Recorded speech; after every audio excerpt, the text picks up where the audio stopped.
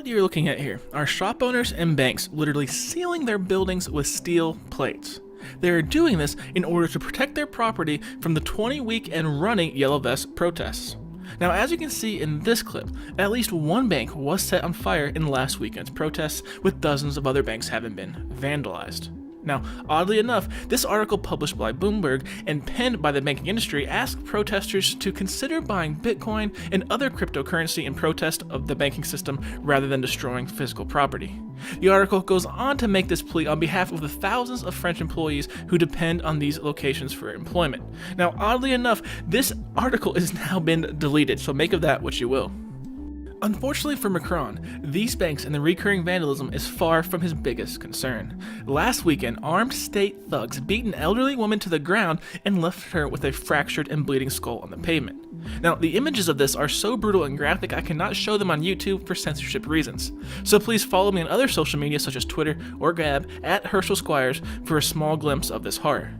Now, the truly sickening part of this may not even be the actions of these so-called police officers, but rather Macron's ridiculous response to this incident. When informed of the actions and brutality by the police against this elderly woman, Macron simply said, now this is a quote, "I hope this woman gains wisdom after recovering from these injuries." This, ladies and gentlemen, is the elected leader of France. Simply disgusting. Now, if there is any good news to come out of this incident, it's that this woman has become a bit of a rallying cry for the Yellow Vest movement worldwide. As you can see in this clip, at least one demonstration, attended by thousands, was explicitly in response and in support of this abused woman, as noted by the banners and flags bearing her image. It was truly interesting to see Yellow Vest protesters rally in such numbers over the weekend. This weekend saw a massive crackdown by the Macron regime. In fact, what you're seeing on screen now are undercover police officers dressed as Yellow Vests making arrests on the street. But that was hardly the worst or most devious of it.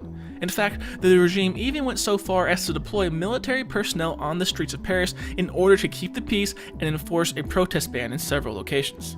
And just by the way, did you know Macron is currently advocating and succeeding in helping to form a quote true European army? Can you imagine seeing soldiers from across the EU deployed on the streets of France in order to quote keep the peace? And this is hardly as far-fetched as some would have you believe.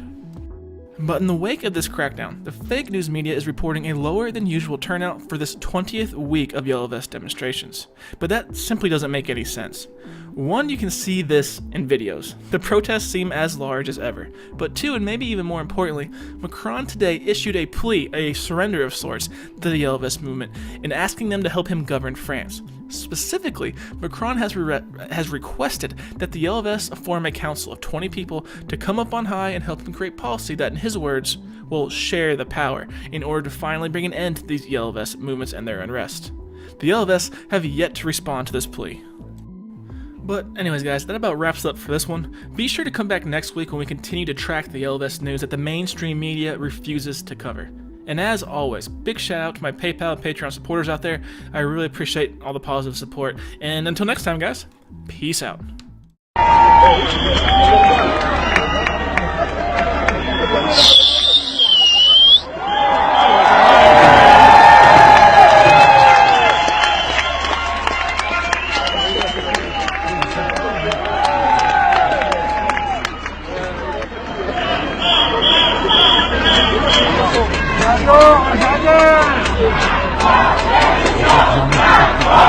Démission!